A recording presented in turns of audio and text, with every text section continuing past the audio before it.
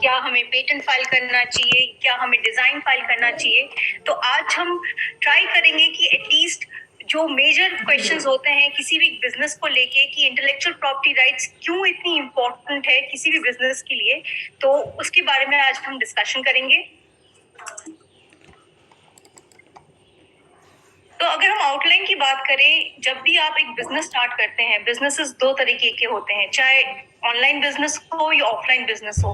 But जब हम internet की बात करते हैं, बिजनेसेस आपके हर बिजनेस, चाहे आप मैन्युफैक्चरिंग में है या सर्विस इंडस्ट्री में है, आपको कहीं ना कहीं इंटरनेट के माध्यम से अपने प्रोडक्ट को आप अपने कंज्यूमर तक पहुंचना चाहते हैं। तो उस केस में आप क्या कॉन्ट्रैक्ट साइन करते हैं। इवन अगर आप एक Amazon पे अपना प्रोडक्ट बेच रहे हैं, तो क्या आपने अपना ट्रेडमार्क फाइल किया है।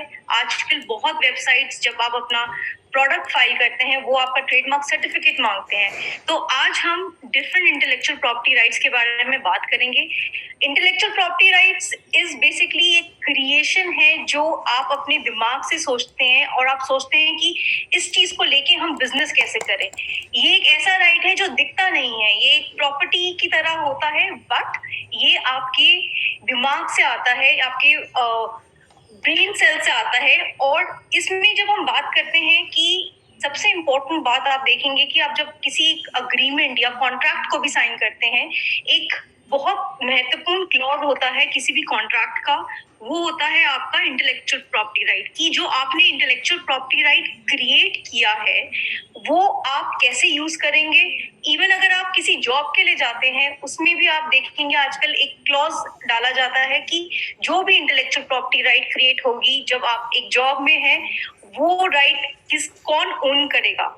क्योंकि कंपनी आपको ट्रेनिंग दे रही है, तो बहुत कॉन्ट्रैक्ट्स में ये लिखा जाता है जो भी इंटेलेक्चुअल प्रॉपर्टी राइट आप बनाएंगे उसकी ओनरशिप कंपनी के पास होगी।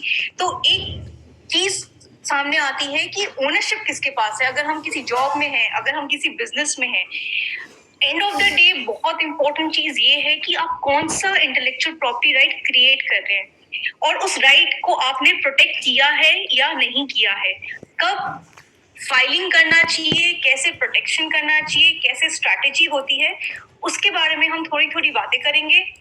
अगर हम मेन इंटेलेक्चुअल प्रॉपर्टी राइट्स के बारे में बात करें, तो सबसे पहले और बहुत इंपॉर्टेंट राइट जो टेक्नोलॉजी में उठ के आता है उसको हम पेटेंट कहते हैं।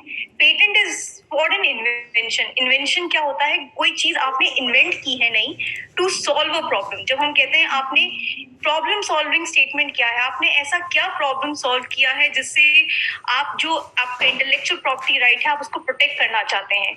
उसके बाद जो डिफरेंस है पेटेंट और ट्रेडमार्क के बीच में, बहुत बड़ा डिफरेंस है। और मैंने देखा है स्पेशली हमारे जो लैंडस्केप है, जब हम बिजनेस करते हैं हमें डिफरेंस समझ में नहीं आता कि पेटेंट क्या है और ट्रेडमार्क क्या है। ट्रेडमार्क बेसिकली आपका लोगो होता है, एक ट्रेड नेम होता है, एक टैगलाइन होता है। अगर एक सिंपल एग्जांपल की बात करें, लिज्जत पापड़, लिज्जत पापड़ एक ब्रांड नेम है, वो आपका ट्रेडमार्क प्रोटेक्शन के अंडर आएगा। अगर उसकी रेसिपी की बात करें या हम KFC की बात करते हैं या हम कोक की बात करते हैं, कोको कोला का जो रेसिपी है वो ट्रेड सीक्रेट है। इंडस्ट्रियल डिजाइन क्या होता है, इंडस्ट्रियल डिजाइन एक डिजाइन रजिस्ट्रेशन है, और जो डिजाइन रजिस्ट्रेशन है वो डिफरेंट होता है आपके पेटेंट से। फिर एक ज्योग्राफिकल इंडिकेशन भी होता है, उसके बारे में भी बात करेंगे। और बहुत इंपॉर्टेंट राइट इज कॉपीराइट। तो सबसे पहले किसी भी बिजनेस के लिए हमें इंटेलेक्चुअल प्रॉपर्टी राइट जरूरी क्यों है, ये समझना बहुत जरूरी है। अगर आप एक बिजनेस स्टार्ट कर रहे हैं या आप किसी बिजनेस का पार्ट हैं या आप एक स्टार्टअप है, तो एक ब्रांड बनाने के लिए कि आपके कंज्यूमर्स आपसे कैसे रिलेट करेंगे, that is through a brand. और ब्रांड की जो हम ब्रांडिंग करते हैं, आप मार्केटिंग करते हैं, आप अपना एक लोगो बनाते हैं, आप एक टैगलाइन बनाते हैं, और उस टैगलाइन लोगो को आप ट्रेडमार्क फाइल करते हैं। और ट्रेडमार्क जब आपको मिल जाता है वो 10 सालों के लिए होता है, उसको फिर आपको रिन्यू कराना पड़ता है। दूसरी बात बहुत इंपॉर्टेंट है कि क्वालिटी ऑफ प्रोडक्ट। अगर आप ऑनलाइन है और आपने एक डोमेन नेम लिया है, अगर आपका ट्रेडमार्क प्रोटेक्टेड है, तो आपके कंज्यूमर्स को एक विश्वास रहता है कि ये क्वालिटी इस कंपनी की अच्छी है, तो मैं इस कंपनी की प्रोडक्ट खरीदूंगा या मैं सर्विस लूंगा। दूसरी चीज है, क्योंकि ये राइट है, आपको एनफोर्स भी करना पड़ता है कि कल को कोई कॉपी कैट आ गया तो उसको आप एनफोर्स कैसे करेंगे। जब आपके पास रजिस्टर्ड राइट होता है तो जब आप कोर्ट में जाते हैं तो अंडर द लॉ आप इसको इन्वोक कर सकते हैं। और बहुत बढ़िया बात ये है कि अगर आपके पास डिफरेंट इंटेलेक्चुअल प्रॉपर्टी राइट्स हैं, चाहे आप मैन्युफैक्चरिंग में हो चाहे आप सर्विस इंडस्ट्री में हो, आप उसको पूरा पैकेज करके फ्रेंचाइज मॉडल भी स्टार्ट कर सकते हैं। फ्रेंचाइज मॉडल में इट्स बेसिकली होता क्या है कि आप एक बिजनेस को रेप्लिकेट करते हैं फॉर डिफरेंट वेंडर्स एंड उसके बदले आपको एक रॉयल्टी मिलती है। तो ये एक लॉन्ग टर्म गेम है जिसको अंडरस्टैंड करना बहुत जरूरी है। और अगर अच्छे तरीके से हम इसको अंडरस्टैंड करें, पहली चीज है आपकी फाइलिंग, दूसरी चीज है आपने कौन से कॉन्ट्रैक्ट्स बनाए हुए हैं, पार्टीज के बीच में क्या कॉन्ट्रैक्ट है, किसके पास ओनरशिप है। अगर इसकी क्लैरिटी आपको रहेगी तो इन द लॉन्ग रन आप बिजनेस अच्छा कर पाएंगे। एंड एक बहुत इंपॉर्टेंट चीज जो आज की डेट में उठ के आती है, हमें समझना पड़ेगा, इंडिया का जो पॉपुलेशन है वो ऑलमोस्ट 1.32 बिलियन है और दूसरी कंट्री जिसका पॉपुलेशन सबसे ज्यादा है वो चाइना। तो अगर हम इन दो कंट्रीज की बात करें और पूरे वर्ल्ड की पॉपुलेशन की बात करें, इंडिया एंड चाइना के पास सबसे बड़ा पाई है पॉपुलेशन का। तो जब हम बात करते हैं पॉपुलेशन का इतना बड़ा हमारे पास पाई है, तो उससे क्या होता है कि जब आप ऑनलाइन आते हैं तो बहुत सारा डेटा जनरेट होता है। आप क्या चीज देखते हैं ऑनलाइन, आपने क्या परचेज किया है ऑनलाइन, ये सारी चीजें, ये सारे डेटा इंडिया से आता है और इस डेटा को यूज करके बहुत सारे बिजनेसेस चल रहे हैं। उसका बहुत अच्छा एग्जांपल आपका गूगल हो सकता है, गूगल के एडवर्ड्स हो सकते हैं। आपने बहुत लोग एडवर्ड्स रन करते होंगे गूगल पे अपने बिजनेस के लिए। तो जब आपके पास ब्रांड नेम है, अपने ब्रांड नेम को लेके आप एडवर्ड्स रन करते हैं। तो कहने का मतलब ये है, जो पूरा इंटेलेक्चुअल प्रॉपर्टी राइट्स है, कल को आप एक्सपोर्ट भी करते हैं तो बिजनेस को दो तरीके से सोचने की जरूरत है कि क्या आपका बिजनेस डोमेस्टिक है या कल को आप इंटरनेशनल भी जाना चाहेंगे। अगर आप इंटरनेशनल भी जाना चाहेंगे, आपको सोच के चलना है कि ब्रांड नेम ऐसा होना चाहिए कि कल को आप फॉरेन कंट्री में अपना ब्रांड इंट्रोड्यूस करना चाह रहे हैं और वहां पे आप किसी को कॉपी ना करें। तो वो सब स्ट्रैटेजी भी आपको शुरू में ही सोचना पड़ेगा, समझना पड़ेगा एंड उसके थ्रू आपको अपना पूरा मॉडलिंग स्टार्टिंग में करना है। ऐसा नहीं है कि बिजनेस आपने 5 साल कर लिया और 6वें साल आप सोच रहे हैं कि आज हम इंटरनेशनल जाएंगे, बट समझ में आ रहा है कि आप किसी को कॉपी कर रहे हैं। तो आप लिटिगेशन में नहीं जाना चाहेंगे, आप कोर्ट में नहीं जाना चाहेंगे, बट स्टार्टिंग में ही अगर आपने अपने इंटेलेक्चुअल प्रॉपर्टी राइट्स को, अपने ब्रांड को अगर आपने समझ लिया है, तो उस वे में आप अपना 2-year plan, 4-year plan and 5-year plan कर सकते हैं। तो सबसे पहले जो और मैं एक मिनट के लिए प्रीति आना चाहूंगा कि लोगों को मैं ये भी याद दिलाना चाहूंगा कि ये जो सेशन है इसमें अगर आपको लगता है कि आपको कुछ चीजें, आपको क्लैरिटी और चाहिए, तो वो जितने भी सवाल हैं आप उसको, अपने सवालों को आप कमेंट बॉक्स में डालते रहिए। हम लोग बात कर रहे हैं इंटेलेक्चुअल प्रॉपर्टी राइट्स की, मतलब आप कोई भी चीज के बारे में कुछ चीज बनाते हैं, कुछ चीज लिखते हैं, वो सब आपके इंटेलेक्चुअल प्रॉपर्टी राइट्स होते हैं और वो अलग अलग उसमें डिवाइड होते हैं, जो कि अभी प्रीति जी बताएंगी। तो आपके जहन में अगर कोई सवाल आता है इसके दौरान भी, तब भी आप वो सवाल अपने कमेंट बॉक्स में लिखिए। मैं यहाँ पर आपके जो सवाल है, एक बार प्रीति जी का जब सेशन हो जाएगा तो उसके बाद मैं वो सवाल उनसे पूछूंगा। Thank you ma'am, please continue. Thank you. तो सबसे इम्पोर्टेंट और सबसे इंटरेस्टिंग राइट अभी जो स्टार्टअप के लिए है वो है पेटेंट। पेटेंट होता क्या है? पेटेंट क्या टेक्नोलॉजी है? पेटेंट क्या इन्वेंशन है? पेटेंट क्या आइडिया है? हमें आइडियाज दिन ब दिन आते हैं, एज ह्यूमंस हमें बहुत आइडियाज आते हैं क्या, लेकिन उसका हमें पेटेंट मिल सकता है? पेटेंट मिलता किस चीज के लिए, पहले वो समझने की कोशिश करते हैं कि इन्वेंशन क्या होता है, हमने क्या चीज इन्वेंट की है। दवाइयां पेटेंट हो सकती हैं और दवाइयों को लेके बहुत लिटिगेशन भी होता है कि एक ड्रग बनाया गया, इंडिया में लॉन्च किया गया, वो ड्रग बहुत महंगा है, तो क्या वो अफोर्डेबल है कि नहीं। तो वो चीजें तो सेकेंडरी आती हैं। पहले हम समझते हैं कि पेटेंट में क्या क्या चीजें पेटेंट हो सकती हैं। आपके मेडिसिन पेटेंट हो सकते हैं, कॉस्मेटिक पेटेंट हो सकता है। अब एक बाइसिकल है, बाइसिकल को अगर आप फोल्डिंग बाइसिकल बना देते हैं और वो एक नई चीज है तो उसका आप पेटेंट फाइल कर सकते हैं। अगर हम बात करें एलईडी लाइट्स की, एलईडी लाइट्स को लेके इतने पेटेंट फाइल होते हैं। एलईडी लाइट में आपको पता है कि कोई भी एक लाइट आप ऑन करते हो, एलईडी चलो एक एग्जांपल है which is light emitting diode. अगर हम एक सिंपल बल्ब की भी बात करते हैं, हर एक जब किसी चीज को आप इलेक्ट्रिसिटी देते हो उससे हीट जनरेट होता है। तो बहुत ऐसे इन्वेंशंस हैं जिसमें हीट डेसिपेटिंग एनर्जी को, उस एनर्जी को भी कैसे यूटिलाइज किया जा सकता है उसको लेके इन्वेंशन है। एक बहुत बढ़िया एग्जांपल है घड़ी। आज की डेट में स्मार्ट वॉचेस आ गए हैं। स्मार्ट वॉच में टेक्नोलॉजी है कि आपका पल्स वो ले रहा है, एक सेंसर आपने यूज किया, सेंसर को यूज करके उसका जो डेटा है उसको आपने एक एल्गोरिथम में डाला या एक कंप्यूटर प्रोग्रामिंग की जिससे आप कोई मेजरमेंट ले रहे हैं। तो ये सब चीजें इन्वेंशन के अंदर आती हैं। ये तो हो गया मेडिसिन। और क्या क्या इन्वेंशन में आता है, आपके सॉफ्टवेयर जो हैं जिसमें एक हार्डवेयर कंपोनेंट है। जब हम हार्डवेयर की बात करते हैं कि वो जो एल्गोरिथम है उसको एक हार्डवेयर की जरूरत है टू फंक्शन, तो उस चीज का भी आप पेटेंट फाइल कर सकते हैं। और एक बहुत बढ़िया एग्जांपल ये भी है कि आज की डेट में सबके पास एक स्मार्टफोन है। स्मार्टफोन चलता कैसे है, there is a technology called as GPS. GPS के थ्रू आपका लोकेशन देखा जाता है। आप जब इंटरनेट पे आते हैं, आप किसी वेबसाइट पे जाते हैं, वेबसाइट पे आप क्लिक करते हैं, वहां पे एक पॉपअप आता है और वो पॉपअप कहता है कि डू यू अलाउ ट्रैकिंग, कि आप ट्रैकिंग अलाउ कर रहे हैं कि नहीं। अगर आप ट्रैकिंग अलाउ कर रहे हैं तो आप अपना लोकेशन बता रहे हैं और उस लोकेशन को यूज करके बहुत इन्वेंशंस फाइल की गई हैं। जैसे कंपनी लाइक ओला, उबर, पेटीएम, इन सब कंपनीज ने अपने पेटेंट फाइल किए हैं।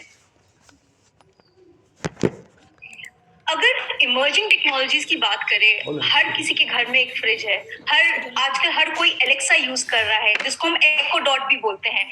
तो एक टर्म बहुत रिसेंट आ रही है जिसको हम बोलते हैं आईओटी।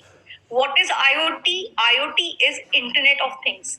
जहां भी इंटरनेट को एक कम्युनिकेशन के माध्यम से यूज किया जा रहा है बिटवीन द डिवाइसेस। अगर हम डिवाइसेस की बात करें, वो आपका वॉशिंग मशीन हो सकता है, वो आपका फ्रिज हो सकता है, वो आपका टोस्टर हो सकता है। तो ये जो सारी डिवाइसेस थे जिसमें इंटरनेट पहले नहीं था, through the usages of Bluetooth technology, बहुत अलग अलग टेक्नोलॉजीज पे काम चल रहा है। आज की डेट में ब्लूटूथ काफी यूजेज में है। अगर आप एलेक्सा भी यूज करते हैं, आपने आपका वॉइस कमांड देते हैं और एलेक्सा जो एक गूगल का प्रोडक्ट है वो चल पड़ता है। फिर दूसरी चीज है आर्टिफिशियल इंटेलिजेंस। आप कैसे एल्गोरिथम को यूज करके या सॉफ्टवेयर के यूज करके अपनी टेक्नोलॉजीज बनाते हैं। तीसरी चीज जो बहुत उभर के आ रही है वो है आपका ब्लॉकचेन टेक्नोलॉजी और मशीन लर्निंग, जो अगेन अगर बड़े सरल भाषा में बात करें, मशीन लर्निंग इज कि आपने कंप्यूटर को यूज करके अपनी जिंदगी कैसे आसान कर रहे हैं। तो ऐसी जो टेक्नोलॉजीज हैं, जो इमर्जिंग टेक्नोलॉजीज हैं, जहां भी डेटा इन्वॉल्व है, जहां पे भी आप डेटा रिकॉर्ड कर रहे हैं, उन टेक्नोलॉजी को लेके आप इन्वेंशन फाइल कर सकते हैं। इन्वेंशन एक प्रोसेस के लिए हो सकता है जो एक मैन्युफैक्चरिंग मेथड है। इन्वेंशन आपके प्रोडक्ट के लिए हो सकता है, एक छोटे डिवाइस के लिए हो सकता है, या एक बड़े लेवल पे कोई मशीन है उसका आप पेटेंट फाइल कर सकते हैं। पेटेंट का जो टेन्योर है वो 20 साल है, जिस दिन से आपने फर्स्ट डे को फाइल किया। लेकिन आपको ये समझना पड़ेगा हर बिजनेस मॉडल अलग है, डिपेंडिंग अपॉन कि आप कौन से स्टेट में हैं। आपने खाली डोमेस्टिक करना है, कल को आपने एक्सपोर्ट करना है, तो आपको अपना patent in a timely manner internationally भी फाइल करना पड़ेगा अगर आप किसी और कंट्री में जाते हैं। एक बहुत इम्पोर्टेंट चीज समझने की ये है, इंटेलेक्चुअल प्रॉपर्टी राइट जो है it is territorial in nature. जब हम बात करते हैं कि वो टेरिटोरियल इन नेचर है, इसका मतलब ये है कि आपने बोला कि मैंने पेटेंट इंडिया में फाइल किया, प्रोटेक्शन मेरा इंडिया में है, लेकिन मैं उस टेक्नोलॉजी को यूएस में लॉन्च करना चाहता हूँ या यूनाइटेड किंगडम में लॉन्च करना चाहता हूँ, लेकिन आपने पेटेंट वहां पे नहीं फाइल किया। सिंस आपने वो पेटेंट वहां नहीं फाइल किया, आप वहां ये नहीं कह सकते कि मेरे पास प्रोटेक्शन है, क्योंकि वो टेरिटोरियल इन नेचर है। आपको ये समझना पड़ेगा कि हर कंट्री का जो टेरिटरी है वो डिफाइंड है। तो सेइंग दैट आपको समझ के अपना कॉपीराइट भी टाइम पे फाइल करना है, बट पेटेंट 20 सालों के लिए होता है, और आप एक इंटरनेशनल पेटेंट भी फाइल कर सकते हैं, उसका भी टाइमलाइन है। आपने अगर सपोज करिए इंडिया में फाइल किया आज के डेट पे 6 जैन 2023, एक साल के भीतर दैट इज 6 जैन 2020 को आपको अपने इंटरनेशनल पेटेंट फाइल करना पड़ेगा, और उस ऑर्गेनाइजेशन या उस बॉडी का नाम है World Intellectual Property Organization, that is वाइपो, which is based out in Geneva. अगर हम आज के डेट की बात करें, साधारण सबके पास एक स्मार्टफोन है, और आर्टिफिशियल इंटेलिजेंस को बहुत ही ब्यूटीफुली यूज किया जा रहा है। अगर बड़ा सिंपल एग्जांपल हमने वही बोला कि अब जोमेटो ले लो या कोई भी ऐसा एक वेंडर ले लो जो ऑनलाइन बिजनेस कर रहा है और जहाँ पे बहुत सारे लोग इन्वॉल्व हैं, तो वहां पे GPS based which is the positioning of your device, उसके बेसिस पे बहुत टेक्नोलॉजीज डेवलप की जा रही हैं, बहुत डेटा जनरेट हो रहा है, और उस डेटा को यूज करके नए बिजनेस मॉडल्स भी बन रहे हैं। तो आप वो बिजनेस मॉडल्स के बारे में भी सोच सकते हैं कि अगर इवन आप मैन्युफैक्चरिंग में हैं, आप उस मैन्युफैक्चरिंग बिजनेस को सर्विस इंडस्ट्री में कैसे ला सकते हैं। ये एक ऐसा क्वेश्चन है, अगर आप इसको आंसर कर पाएंगे, आपका बिजनेस डबल से triple and even sky is the limit. अगर आपने अपने मैन्युफैक्चरिंग इंडस्ट्री को कंप्यूटिंग इंडस्ट्री या सॉफ्टवेयर इंडस्ट्री से अगर आप जोड़ देते हैं, तो आपका जो बिजनेस स्केल है, कस्टमर स्केल है, कंज्यूमर स्केल जो है, वो बहुत बढ़ोतरी करता है। ये जो चीज है मेकिंग अ मार्क, जब हम बात करते हैं ब्रांड की, सबसे जरूरी इंटेलेक्चुअल प्रॉपर्टी राइट्स घूम फिर के समझ में आता है कि ब्रांड क्या है, आपका नाम क्या है, और आपका ब्रांड क्या इतना अट्रैक्टिव है कि कंज्यूमर उसके साथ रिलेट कर सकता है। अगर हम बड़े सिंपल एग्जांपल की बात करें, मैगी का नाम तो सबने ही सुना होगा। तो जो मैगी ब्रांड है, 2 मिनट्स नूडल्स, ये सब जो चीजें हैं, इन्होंने उसको ट्रेडमार्क किया हुआ है अलग अलग तरीकों से। एक चीज समझने के लिए बहुत जरूरी है कि अगर आपने ट्रेडमार्क फाइल भी किया, आप कहते हो कि मैं ट्रेडमार्क में 45 क्लासेस होते हैं, मैं थोड़ा सा डिटेल में जाऊंगी क्योंकि इस चीज को लेके बहुत डाउट्स होते हैं, और कल को जब कोर्ट केस होता है बिकॉज ऑफ इग्नोरेंस, बहुत चीजें ऐसी होती हैं कि अगर आपको पहले पता होता तो आप उसका प्रोटेक्शन टाइमली मैनर में ले सकते थे, क्योंकि अनटिल अनलेस आपके पास प्रोटेक्शन नहीं है, उसको किस तरह से कोर्ट में आप पेश करेंगे, किस तरह से एविडेंस क्रिएट करेंगे, उसके लिए ये जो फर्स्ट स्टेप है प्रोटेक्शन बिकम्स वेरी इंपॉर्टेंट। जब हम मार्क की बात करते हैं, स्पेशली अगर आप बात करो मैन्युफैक्चरिंग की, हम एग्जांपल्स भी बात करेंगे कि क्या मुझे ट्रेडमार्क सिर्फ एक क्लास में फाइल करना चाहिए या मुझे ट्रेडमार्क बहुत क्लासेस में फाइल करना चाहिए।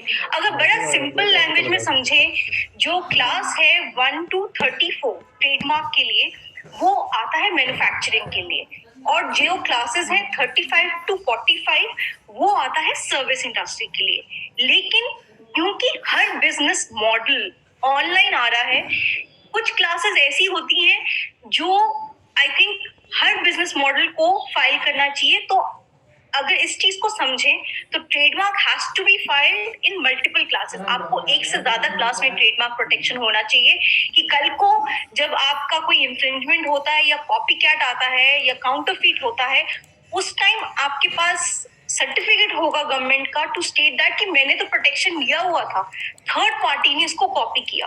तो creating evidence from day one is a good way to strategise your whole intellectual property rights.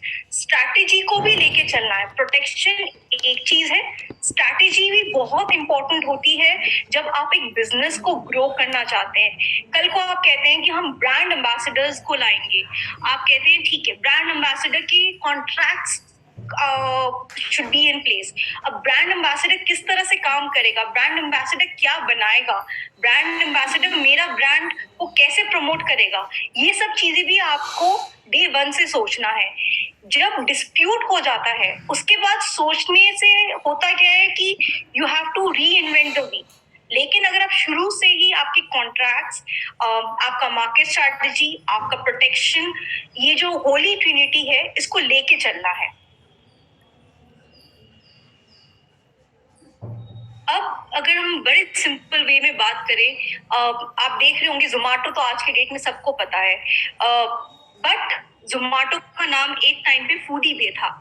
और जो फूडी बे है, अगर आप देखें स्क्रीन पे आपको दिखेगा कि कहीं ना कहीं थोड़ी सिमिलैरिटी है फूडी बे की ईबे से। ये बड़ी इंटरेस्टिंग स्टोरी है। तब तो स्टार्टअप इंडिया में इतना था भी नहीं। आज के डेट में आई थिंक 2015 के बाद से startup has started growing in India. I am going back and थोड़ा पीछे अगर हम जाएं 2007 2006, उस टाइम चीजें बदल रही थी। जो इवन ट्रेडमार्क का जो लॉ है वो 1999 में आया था। और अगर आप देखें तो कहीं ना कहीं आपको दिखेगा कि फूडीबे और ईबे की सिमिलैरिटी है। हुआ क्या था कि फूडीबे ने, जो आज के डेट में जोमेटो है, वो एक टाइम पे फूडीबे था। और जब ये फूडीबे था, इनका उस टाइम का जो बिल्कुल स्टार्टिंग का जो बिजनेस मॉडल ये हुआ करता था कि ये आपके जितने पैम्फलेट्स हैं या रेस्टोरेंट्स के जो पैम्फलेट्स होते हैं उनको उन्होंने ऑनलाइन डाला था। अगर हम उसके बारे में बात करें, उन्होंने ट्रेडमार्क फाइल किया फूडीबे ने। अब जब आप ट्रेडमार्क फाइल करते हैं, एक सर्विस होती है which is known as opposition. Opposition का मतलब ये है कि एज अ पार्टी आपने ट्रेडमार्क फाइल किया, पब्लिश हो जाता है। पब्लिश होने के बाद कोई भी थर्ड पार्टी उसको अपोज कर सकती है और कह सकती है कि ये हमसे सिमिलर है और हम नहीं चाहते कि इनको ट्रेडमार्क मिले। तो इस केस में अगर आप देखें, फूडीबे और ईबे में ईबे वर्ड वाज कॉमन। और उस टाइम फूडीबे को फर्स्ट राउंड ऑफ इन्वेस्टमेंट मिला था मेक माई ट्रिप से। अगर हम इस स्टोरी को थोड़ा और समझे तो इस स्टोरी में क्या हुआ, क्योंकि उनका फर्स्ट राउंड ऑफ इन्वेस्टमेंट था और फूडीबे बहुत छोटी एंटिटी थी उस टाइम। ईबे आज के डेट में भी बड़ी एंटिटी है, उस टाइम भी बड़ी एंटिटी थी। तो उन्होंने ये ट्रेडमार्क ऑपोजिशन फाइल कर दिया था। तो कहने का मतलब ये है, आपको देखना पड़ेगा कि बिजनेस के टाइम जो आप अपना ब्रांड लॉन्च करते हैं वो किसी से सिमिलर तो नहीं है। अगर हम मार्क्स की बात करें तो इसमें होंडा, हुंडई एंड लोगो भी आपका ट्रेडमार्क हो सकता है। ओला का भी बहुत सारे ट्रेडमार्क हैं, टाटा के भी बहुत सारे ट्रेडमार्क है। तो ट्रेडमार्क भी डिफरेंट टाइप्स के होते हैं। वो आपका वर्ड मार्क हो सकता है, वो लोगो हो सकता है, वो टैगलाइन हो सकता है, और इन सब के अलग अलग एप्लीकेशंस जाते हैं जब आप ट्रेडमार्क फाइल करते हैं।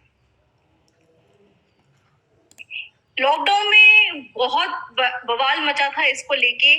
और मैं ट्रेडमार्क पे क्यों एम्फेसिस कर रही हूँ, क्योंकि ट्रेडमार्क ही कंज्यूमर समझता है। पेटेंट आपके लिए होता है for the technology, but business के लिए for the consumer it is always the trademark, the brand name. तो बिग बास्केट का भी नाम आपने सुना होगा, और जो डेली बास्केट है ये चेन्नई बेस्ड कंपनी थी, और इन्होंने अपना ट्रेडमार्क फाइल किया था। और इनके बीच में टसल हो गया क्योंकि लॉकडाउन का टाइम था, लीगल नोटिसेस जा रहे थे एक दूसरे को। और इस केस में बिकॉज जो बेस्ट केस सिनारियो था, डेली बास्केट ने अपना एक ब्लॉग पब्लिश किया जिसमें उन्होंने बोला कि BigBasket is a bully to refute the claims just because basket word was common. तो समझने की बात यह है, जब आप ट्रेडमार्क फाइल करते हैं, ट्रेडमार्क का राइट 10 सालों के लिए होता है, उसका रिन्यूअल फीस आपको पे करना होता है फिर और 10 सालों के लिए, और यूजर एफिडेविट भी फाइल करना चाहिए। अगर आप यूजर एफिडेविट फाइल करते हैं, ट्रेडमार्क फाइल करने के टाइम दो चीजें होती हैं। पहली चीज, बहुत मैं कहूंगी इंडिया में सबसे ज्यादा एप्लीकेशंस जो ट्रेडमार्क में फाइल होती हैं वो प्रपोज टू बी यूज करके फाइल कर देते हैं। जब आप प्रपोज टू बी यूज करके फाइल करते हैं, इसका मतलब आप कह रहे हैं कि मैं ट्रेडमार्क तो फाइल कर रहा हूं लेकिन मैं इसको यूज करूंगा या करूंगी। लेकिन अगर आप कहते हैं कि मैं इस डेट से यूज कर रहा हूं, आपने बहुत जगह देखा होगा सिंस 1970, सिंस 1911, जहां पे वो कहते हैं, एक ईयर को मेंशन करते हैं कि हम इस ईयर से हैं। अगर एक एग्जांपल बात करें, पराठे वाली गली, आप पराठे वाली गली में चले जाएंगे, आपको इतने सारे वेंडर्स दिखेंगे, लेकिन आपको ओरिजिनल जो पराठे वाली गली का पराठा है वो समझ में नहीं आएगा। अब ट्रेडमार्क भी किसी के पास नहीं है कि अगर कोई कह सकता था कि ऑथेंटिकली मेरा ट्रेडमार्क है ये पराठे वाली गली का, लेकिन आप उस गली में जाते हैं तो आपको बहुत सारे वेंडर्स एक ही टाइम पे दिख जाते हैं। तो पॉइंट यहाँ पे ये है कि जब आप ट्रेडमार्क फाइल कर रहे हैं, आप डेट मेंशन करिए। जब आप डेट मेंशन करते हैं, आपको एक एफिडेविट देना पड़ता है which is known as user affidavit, और उस यूजर एफिडेविट के माध्यम से आप बताते हैं कि आप डॉक्यूमेंटेशन भी देते हैं कि आपने ट्रेडमार्क कैसे और कब से आप यूज कर रहे हो। उसमें आप इनवॉइसिंग दे सकते हैं, आपका वेबसाइट हो गया, और बहुत सारी चीजें जो भी एक एविडेंस क्रिएट करने के लिए यूज आता है।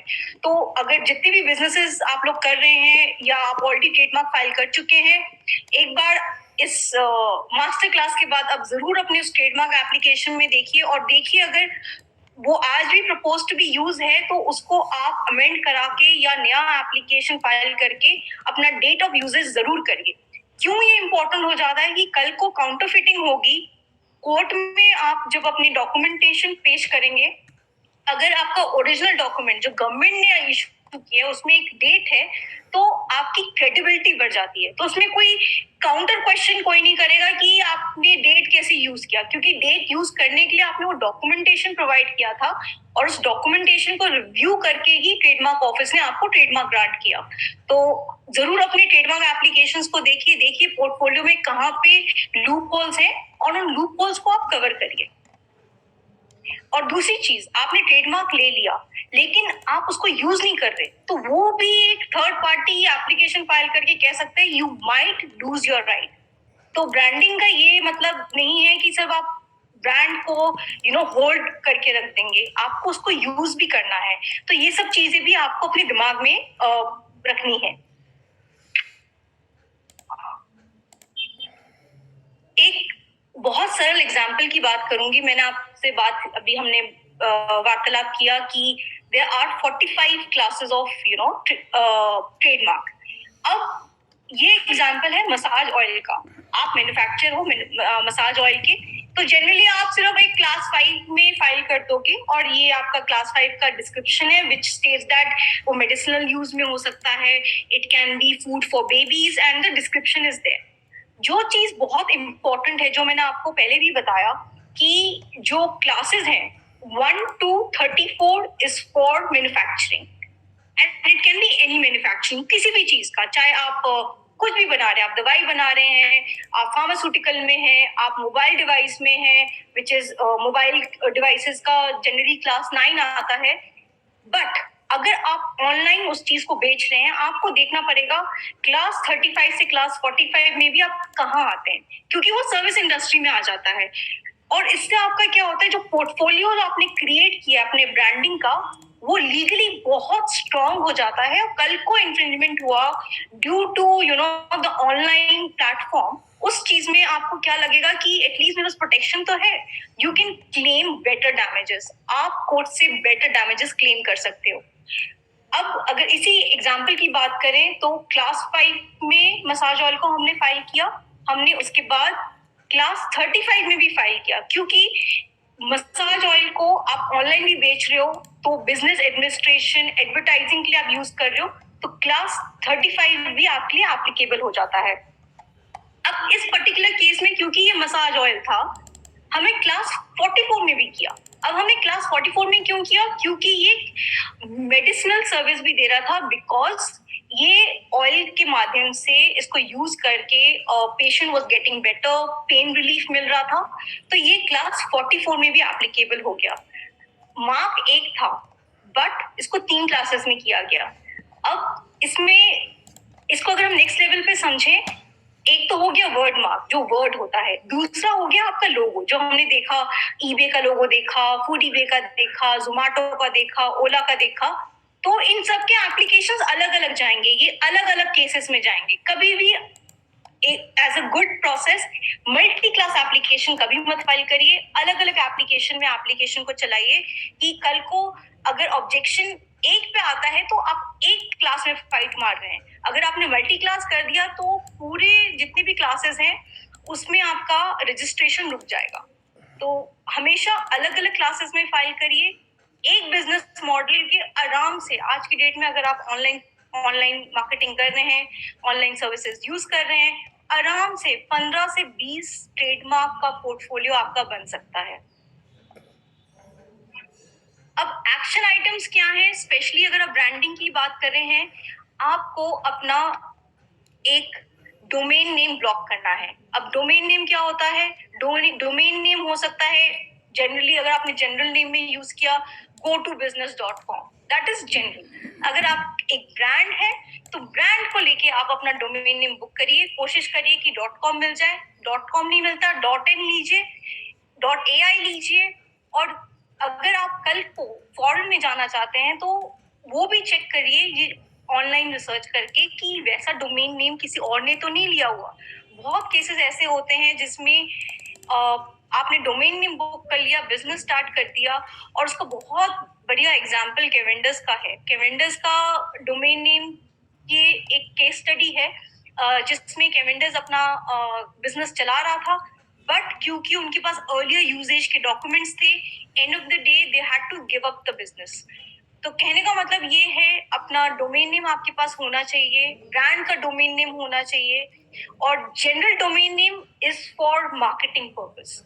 अगर हम बात करें कि कंज्यूमर आपका ब्रांड कैसे समझेगा, वो उसके लिए आपके पास एक यूनिक नेम होना चाहिए, और उसका आप डोमेन नेम ब्लॉक करिए, which is the actionable item.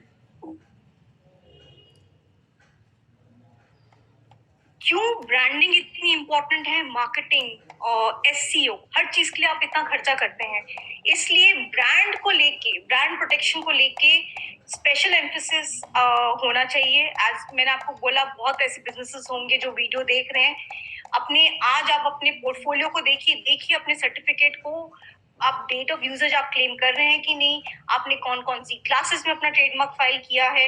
अगर आप मैन्युफैक्चरिंग में भी हैं तब भी आपके लिए क्लास 35 क्यों इंपॉर्टेंट होता है, वो जो आपको मैंने बताया कि एडवर्टाइजिंग के लिए, ऑनलाइन मार्केटिंग के लिए क्लास 35 बिकम्स वेरी इंपॉर्टेंट। और हो सकता है अलग अलग बिजनेस के लिए अलग अलग क्लासेस भी एप्लीकेबल हो, क्योंकि वो मेडिसिनल था, हमने क्लास 44 में भी मसाज ऑयल को फाइल किया। घूम फिर के बात ये आती है कि कंप्यूटर को यूज करके या टेक्नोलॉजी को यूज करके हम कैसे क्रिएटिव बेटर बने। तो आर्टिफिशियल इंटेलिजेंस बेस्ड टेक्नोलॉजीज को यूज करिए, उससे आपका बिजनेस इंटेलिजेंस भी बनेगा, आपको समझ में आएगा कि किस किस तरह की इंटेलेक्चुअल प्रॉपर्टी राइट्स हैं, एक सेफ्टी पैरामीटर भी देता है, और एक it's a lifestyle creativity also. AI and IPRs, अगर हम बात करें आर्टिफिशियल इंटेलिजेंस और इंटेलेक्चुअल प्रॉपर्टी राइट्स दोनों साथ साथ चलती हैं। इसका एक बढ़िया एग्जांपल जो आज की डेट में चल रहा है, that is called as ChatGPT, that is ChatGPT। अगर आप उसको यूज करेंगे, आपको समझ में आएगा कि आर्टिफिशियल इंटेलिजेंस को यूज करके थोड़े से कीवर्ड्स देख के आप बहुत सारा डेटा जनरेट कर पा रहे हैं, और उस डेटा को जनरेट करके आप अपना वेबसाइट का कंटेंट बना सकते हैं, आप बहुत सारी चीजें कर सकते हैं। तो आप एक ChatGPT को भी यूज करके देखिए, और देखिए आर्टिफिशियल इंटेलिजेंस को यूज करके इंटेलेक्चुअल प्रॉपर्टी राइट्स में आप क्या धमाल मचा सकते हैं। जब हम आर्टिफिशियल इंटेलिजेंस की बात करते हैं, आप देख रहे होंगे जब आप एंड्रॉइड फोन यूज कर रहे हैं, आप अपनी वॉइस रिकॉर्डिंग करते हैं, आप वॉइस कमांड देते हैं, which is called as voice recognition. So there is something called as text recognition also. So बहुत सारी टेक्नोलॉजीज इमेज के अराउंड, मशीन ट्रांसलेशन के अराउंड, ईमेल स्पैमिंग के अराउंड डेवलप की जा रही हैं, चाहे वो ब्लॉकचेन बेस्ड हो। तो जहां पे भी टेक्नोलॉजी है उसको आप पेटेंट करा सकते हैं, जहां पे आप ब्रांडिंग की बात करते हैं उसको आप ट्रेडमार्क कर सकते हैं। अगर हम सिंपल वो देखें कि कितने पेटेंट्स फाइल होते हैं, और ये सिंपल मैंने आर्टिफिशियल इंटेलिजेंस पे थोड़ा फोकस ज्यादा दिया है कि समझ में आए कि आज की डेट में कैसी टेक्नोलॉजीज हैं, क्योंकि हर चीज में AI आ सकता है, हर चीज में। अब फ्रिज में भी कहीं ना कहीं ब्लूटूथ लगा के आप उसके पैरामीटर्स को मेजर कर सकते हैं। घरों को IoT बनाया जा रहा है, which is internet of things. तो अगर आप देखेंगे बहुत बहुत काम हो रहा है टेक्नोलॉजी को लेकर। जब एक ह्यूमन एक टेक्नोलॉजी को परसीव करता है, तो ये वाला जो ब्रांड है, this is called ministry of crab. अब ये वाला ब्रांड वहां पे इन्होंने डिप्लॉय किए जहां पे सी पास में है। तो सी पास में है तो उनको क्रैब कलेक्ट करना आसान है। और उन्होंने अपना पूरा, अगर आप इसको थोड़ा गूगल भी करके देखते हैं इसी ब्रांड नेम को, आप इनका इवन मेन्यू कार्ड देखिए, इन्होंने बहुत इनोवेटिवली, बहुत क्रिएटिवली इन्होंने अपना ब्रांडिंग किया हुआ है, अपने कंज्यूमर से रिलेट किया हुआ है। तो how you have to relate to your consumer, वो चीज इंटेलेक्चुअल प्रॉपर्टी राइट से आप बखूबी निभा सकते हैं। जब आप कंप्यूटर की बात करते हैं, जब हम कोई डेटा कंप्यूटर को फीड करते हैं, अगर आप देखें यहाँ पे ह्यूमन जो है उसको परसीव करता है at an emotional level, but जो कंप्यूटर है वो उसको परसीव करता है 0 और 1 में। 0 1 का मतलब हो गया बाइनरी नंबर्स, या बिल्कुल the simplest number known to a computer. बहुत कंप्यूटेशन लगा सकते हैं just to scan a image. Next जो बहुत इंपॉर्टेंट राइट है और बहुत कंफ्यूजन है लोगों के दिमाग में, इंडस्ट्रियल डिजाइन और पेटेंट को लेके। क्योंकि लोग डिजाइन को पेटेंट बोल देते हैं और कहते हैं हमें पेटेंट मिल गया 1 साल में। पेटेंट मिल सकता है अगर आप पूरा एक प्रोसेस फॉलो करते हैं जिसमें आप एक्सपर्टाइट कराते हैं पूरे प्रोसेस को, आपको 1 साल में पेटेंट मिल सकता है, लेकिन वो एक्चुअली होता है इंडस्ट्रियल डिजाइन। अब इंडस्ट्रियल डिजाइन क्या है? अगर आप यहाँ पे देखें, आपको एक कुर्सी दिख रही है जिसका डिजाइन है, फिर आपको एक कोक की बॉटल दिख रही है विच इज अ डिजाइन। अगर मैं इसका एग्जाम्पल लूं, this is a Batman, this is a mobile cover. The point is industrial design is for something which is visual in nature. कहने का मतलब ये है कि इंडस्ट्रियल डिजाइन का प्रोटेक्शन का मतलब ये है वो चीज कैसे दिख रही है टू अ ह्यूमन आई, उसको हम इंडस्ट्रियल डिजाइन कहते हैं। उसका प्रोटेक्शन है 10 साल का, उसको आप एक्सटेंड करा सकते हैं और 5 साल, सो 15 साल आप उस चीज को एंजॉय कर सकते हैं। इवन फॉर दैट मैटर आप एक मैट को भी इंडस्ट्रियल डिजाइन फाइल करके उसका रजिस्ट्रेशन ले सकते हैं। अब ये जो इंटेलेक्चुअल प्रॉपर्टी राइट्स की कहानी है कि इसको यूज कैसे करें, रजिस्ट्रेशन तो ले लिया, आप मार्केटिंग में यूज करिए, आप कॉशन नोटिस निकालिए न्यूज़पेपर में, आप अपने प्रोडक्ट पे उसका नंबर लिखिए। जब भी आप फाइलिंग करते हैं किसी भी इंटेलेक्चुअल प्रॉपर्टी राइट्स को लेके, आपको एक नंबर एलोकेट होता है, उसको आप लिखिए। जब तक आपने जो प्रोटेक्शन किया है, आपने रजिस्ट्रेशन किया है, उसको आप यूज नहीं करते, तो उसका जो महत्व है वो सामने वाले को या कंज्यूमर को समझ में नहीं आएगा। लेकिन आप कहते हैं कि it is protected design number, आप उस नंबर को अपने मार्केटिंग मटेरियल में, अपने प्रोडक्शन में, अपने पैकेजिंग में यूज करिए। जैसे हमने बताया, जो शेप होती है, जो जिस तरह से वो चीज दिखती है, वो इंडस्ट्रियल डिजाइन है। इवन जो एक मनीष मल्होत्रा के डिजाइन हैं, अगर हम एक कपड़ों की बात करें, फैशन इंडस्ट्री की बात करें, वो इंडस्ट्रियल डिजाइन है। बीबा बहुत हाई लेवल पे अपने जितने भी डिजाइन होते हैं उसका वो इंडस्ट्रियल डिजाइन फाइल करती है, और इंडस्ट्रियल डिजाइन फाइल करके वो अपना एक पोर्टफोलियो बनाती है। जैसे मैंने कहा, उसका प्रोटेक्शन 10 साल के लिए है, उसको रिन्यू भी कर सकते हैं for additional period of 5 years. अब कोई भी इंटेलेक्चुअल प्रॉपर्टी राइट है, स्पेशली इवन पेटेंट की बात करें या इंडस्ट्रियल डिजाइन की बात करें, वो नई, इट शुड बी न्यू, नया होना चाहिए। उसकी एप्लीकेबिलिटी होनी चाहिए। जैसे हमने बोला, मैट की एप्लीकेबिलिटी है, it should be visible on a finish good. That means जैसे कोक का बॉटल है, कोक की बॉटल में वो विजिबल है, वो ऑब्वियस नहीं होना चाहिए, एंड उसका कोई प्रायर पब्लिकेशन नहीं होना चाहिए। पेटेंट में भी ऐसा रहता है कि हम प्रोविजनल पेटेंट फाइल कर सकते हैं, और लॉ कहता है कि 12 महीने में आपको कंप्लीट एप्लीकेशन फाइल करना है। अब हम बात करते हैं कॉपीराइट की। Who owns a copyright? जो सबसे इम्पोर्टेंट इंटेलेक्चुअल प्रॉपर्टी राइट निकल के आता है वो है आपका कॉपीराइट। अब जो कॉपीराइट होता है, that is basically used to print, publish and sell copy of the original work. That is the basic definition. अगर हम बात करें कि कॉपीराइट किस चीज के लिए मिलता है, आपको किताब के लिए कॉपीराइट मिलता है, इवन आपका जो बिजनेस मॉडल है उसका जो ब्रोशर है उसका आप कॉपीराइट फाइल कर सकते हैं। Sound recording, music is a copyright, computer program coding is a copyright. Even जो आपका वेबसाइट है, बहुत लिटिगेशन या बहुत लीगल नोटिस एक्सचेंज होते हैं बिटवीन कंपनीज, जहाँ पे हम यूआई की बात करते हैं। यूआई क्या है? User interface. कि आपका जो पर्सोना है वेबसाइट का, वो आप कहते हो कि नया है, प्रोप्राइटरी है, तो वो उसके लिए आप कॉपीराइट फाइल करते हो। अब जो क्लैरिटी है, जो घूम फिर के कहानी समझ में आती है, आपने अग्रीमेंट्स क्या साइन किए हैं। तो अगर आपने अग्रीमेंट साइन किए हुए हैं, go back to your agreements, see the dispute resolution clause, see your intellectual property clause, और उसमें कमर्शियल बेनिफिट्स कौन ओन करता है, कैसे ओन करता है, उसको थोड़ा सा आप रिव्यू करिए। बहुत बेसिक डिफरेंस जो 3 चीजों के बारे में मैं बताना चाहूंगी। कॉपीराइट का जो है वो वर्ल्ड वाइड प्रोटेक्शन होता है, which is the life time of the creator plus 60 years. Patent 20 सालों के लिए, इंडस्ट्रियल डिजाइन 10 साल प्लस 5 साल, तो 15 साल हो गए। एन्युटी फीस पे करनी पड़ती है। तो patent is basically a luxury जो which is a costly affair for a startup, but long term में you will reap the benefits. जो चीज आप किसी को नहीं बताते वो सीक्रेट होती है, दैट इज ट्रेड सीक्रेट। सो इसका बहुत सिंपल एग्जांपल होगा कोका कोला का formula, which is a trade secret. इसमें कोई कॉस्ट इन्वॉल्व नहीं है। तो कोई भी ऐसी चीज जो आप थर्ड पार्टी को नहीं बताते and you keep it to yourself, आपने किसी को डिस्क्लोज नहीं किया, वो हुआ ट्रेड सीक्रेट। आखिरी चीज जो मैं टच बेस करना चाहूंगी वो है ज्योग्राफिकल इंडिकेशन। ज्योग्राफिकल इंडिकेशन के नाम से ही समझ में आता है कि वो किसी पर्टिकुलर रीजन में ग्रो होता है, जैसे तिरुपति लड्डू हो गया, बासमती राइस हो गया, दार्जिलिंग टी हो गया, तो उसके लिए जीआई प्रोटेक्शन होता है। Over to you, if I have any questions, happy to answer. Thank you.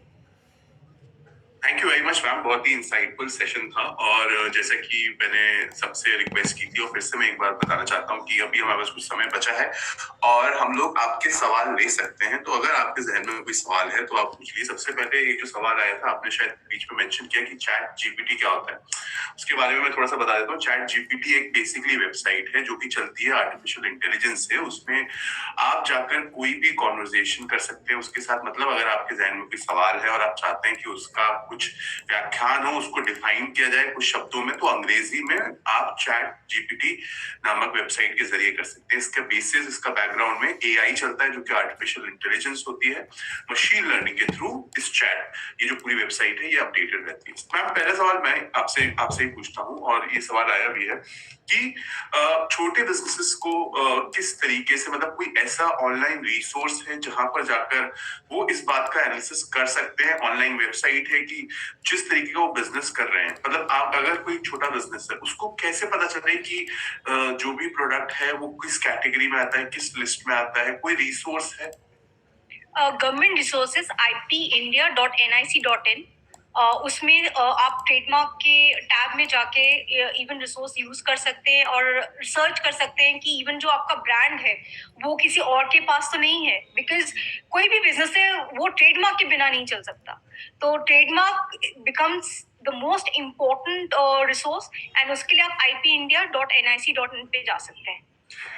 आलोक का एक सवाल है मैम, वो पूछ रहे हैं कि is there any chance to make our trade secret registration? मतलब उसका कोई रजिस्ट्रेशन होता है, जैसे आप कॉपीराइट हो गया या आपके पेटेंट हो गए? अब जैसे ट्रेड सीक्रेट की बात करते हैं, उसका सबसे बेस्ट रिसोर्स है, अगर स्ट्रैटेजिकली अगर हम समझें इस चीज को, आपने कॉन्ट्रैक्ट्स और अग्रीमेंट्स क्या साइन किए हैं, वो हो गया स्टेप नंबर 1। दूसरी चीज ये हो गई, इवन आप अपने में ही ईमेल क्रिएट करके उसको एक्सचेंज कर सकते हैं just to create the time stamp, that is second way. Third way जो बहुत टेक्नोलॉजी कंपनीज कर रही हैं, वो, अगर हम टेक्नोलॉजी की बात करें, तो टेक्नोलॉजी की अगर बात करें और आप कहते हो कि हमें ट्रेड सीक्रेट रखना है, तो हम इंडियन पेटेंट ऑफिस में प्रोविजनल पेटेंट फाइल कर देते हैं। प्रोविजनल पेटेंट कभी पब्लिश नहीं होता है, लेकिन आपको गवर्नमेंट का एक सर्टिफिकेट मिल जाता है एक पर्टिकुलर डेट का कि इस डेट से आपका प्रोटेक्शन स्टार्ट है। तो ऐसी ऐसी चीजें करके आप डिपॉजिट कर सकते हो, क्योंकि वो पब्लिश नहीं होता है, तो कहीं ना कहीं आप एक फैक्ट क्रिएट कर रहे हो।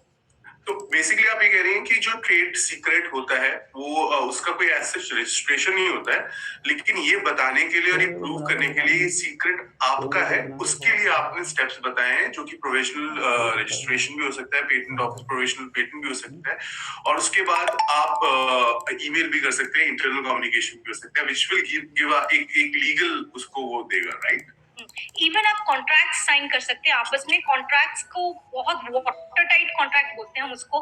कॉन्ट्रैक्ट हो गया, यूजर एफिडेविट हो गया, एफिडेविट साइन करा के, एंड अगर आप उसको परपेचुइटी में ले जाना चाहते हैं तो आपको फैमिली मेंबर्स को भी सिग्नेचर्स चाहिए होंगे कि कल को लायबिलिटी किस पे होगी, क्योंकि trade secret is a secret till the time वो सामने वाली पार्टी या थर्ड पार्टी को समझ में ना आए। लेकिन अगर वो डिस्क्लोज हो जाती है तो ट्रेड सीक्रेट का जो पूरा कॉन्सेप्ट है वो खत्म हो जाता है। एक और सवाल एक ये है, जो आपने इंडस्ट्रियल डिजाइन वाली बात की, एक बार अगर आप एक्सप्लेन कर दें how it is different from patent, या फिर इंडस्ट्रियल डिजाइन हमारे पास आ गया तो हमारा काम हो गया, वो एक बार पॉइंट लोग एक बार फिर से जानना चाहते हैं। ओके, पेटेंट होता है एक टेक्नोलॉजी के लिए फंक्शनल एस्पेक्ट। इंडस्ट्रियल डिजाइन होता है कि वो चीज दिख कैसे रही है। अगर मैंने उसका एग्जांपल पहले भी लिया था कि अगर हम इसको देखें तो ये बैटमैन कवर है, तो जो बैटमैन कवर किस तरह से दिख रहा है ये इंडस्ट्रियल डिजाइन है। अब ये डिजाइन कोई कॉपी करता है तो वो the person and the company is liable under the industrial design act. Patent है टेक्नोलॉजी के लिए कि टेक्नोलॉजी कैसे काम करी। आपने बोला एक कॉम्पोजिशन है फूड का, वो फूड कॉम्पोजिशन क्या है, तो वो पेटेंट में आ जाता है। टेक्निकल एस्पेक्ट जो है वो पेटेंट है। कोई चीज कैसे दिख रही है to the human eye is industrial design.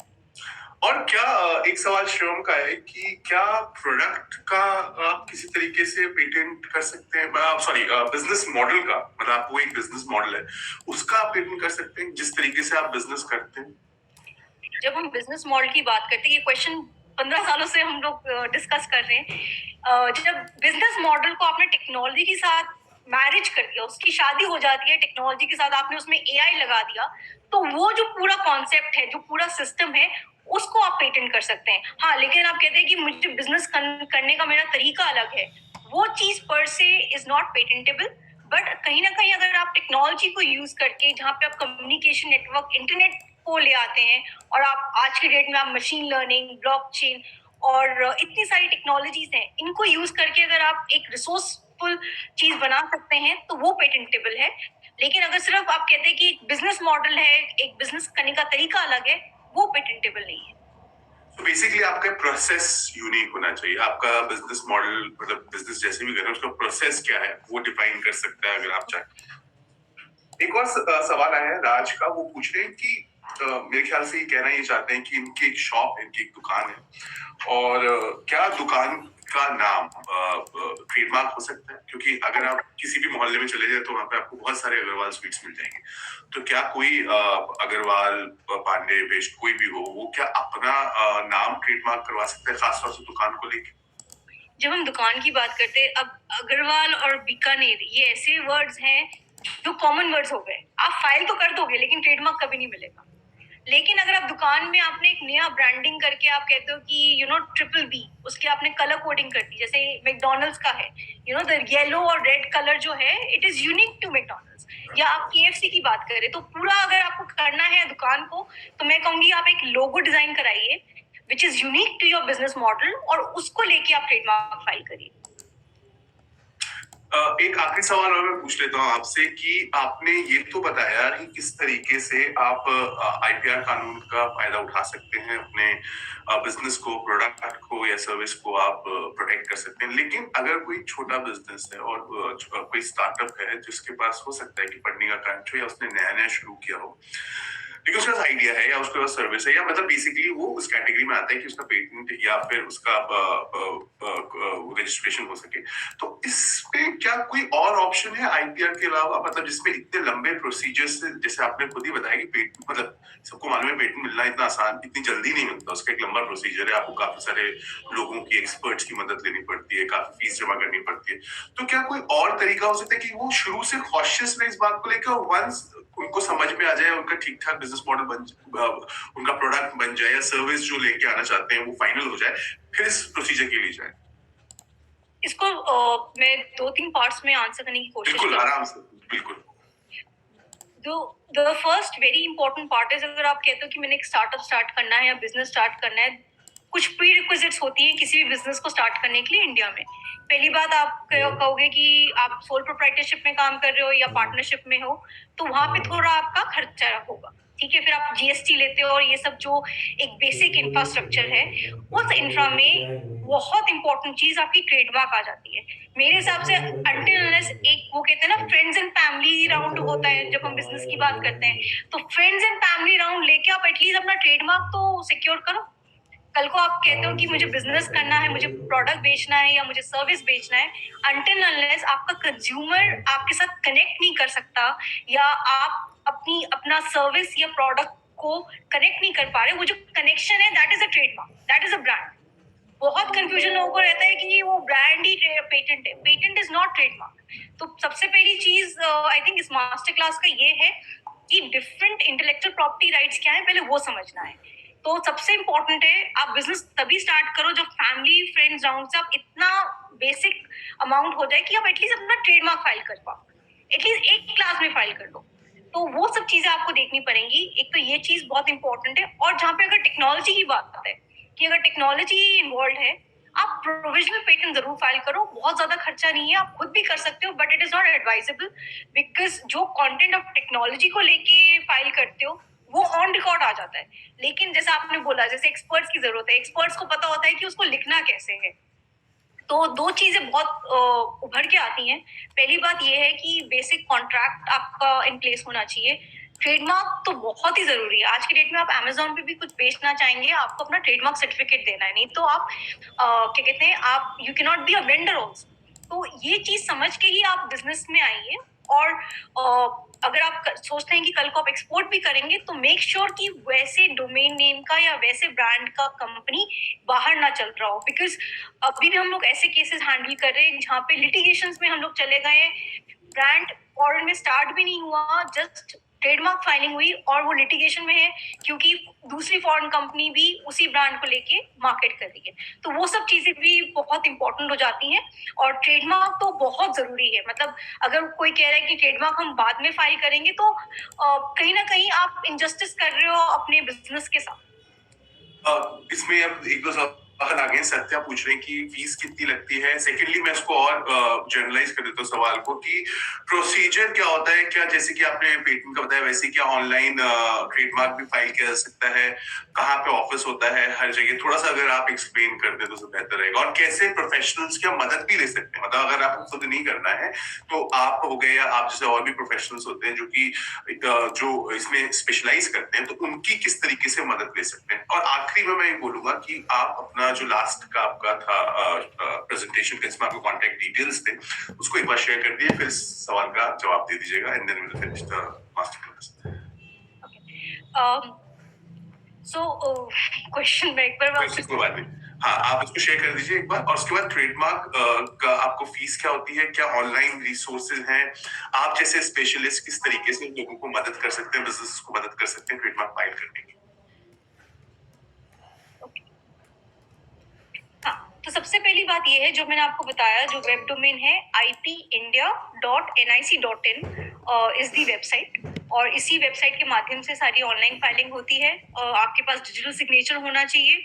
मैं फिर से कहूंगी, आप प्रोफेशनल की हेल्प लीजिए, क्योंकि होता क्या है, खुद फाइलिंग के चक्कर में डिस्क्रिप्शन कहीं ना कहीं गड़बड़ा जाता है और टाइम ज्यादा, ड्यूरेशन ज्यादा लगता है, और ओवरऑल प्रोसेस इज लाइक, वो कहते हैं ना, जिसका काम उसी को भाए। तो आप रिसर्च करने के लिए डेफिनेटली आप ipindia.nic.in पे जा सकते हैं, ट्रेडमार्क देख सकते हैं कि कौन कौन से क्लासेस में है, सारी डिटेल्स वहाँ पे बहुत अच्छे तरीके से समझाई हुई हैं। और गवर्नमेंट ने इवन एक मुहिम स्टार्ट किया हुआ है जहाँ पे वीकली बेसिस पे उनसे डिस्कशन कर सकते हैं। जहाँ तक फी स्ट्रक्चर की बात है, अगर आप ट्रेडमार्क की बात करें, अगर आप इंडिविजुअल हैं तो गवर्नमेंट फी स्ट्रक्चर आपका करीब करीब आपका मतलब स्टैंपिंग वैम्पिंग लगा के 5,000, और अगर आप प्रोफेशनल को हायर करते हैं तो कहीं ना कहीं 15,000 20,000 का खर्चा आता है ट्रेडमार्क में।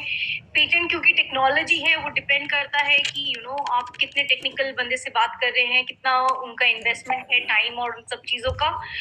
But is always advisable to talk to a professional and get things done, क्योंकि प्रोफेशनली फिर आपको एक अच्छा सर्विस मिलता है। बिकॉज कंसंट्रेशन बिजनेस में सिर्फ इंटेलेक्चुअल प्रॉपर्टी राइट्स नहीं है, आपको बिजनेस को मार्केट कैसे करना है, सब चीजें कैसे करनी है, तो वो डिफरेंट डिफरेंट एवेन्यूज हैं। But yes, to get a fair bit of idea, आप ipindia.nic.in पे लॉग इन करके साइट डिटेल्स देख सकते हैं।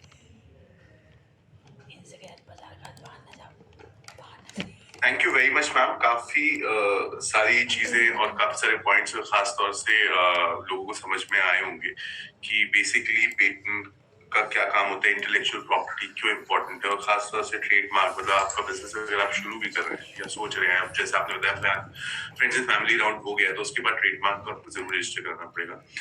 और काफी सारे सवाल आए, लेकिन हमारा समय अब यहाँ पे समाप्त होता है। बस pleasure talking to you. Thank you very much.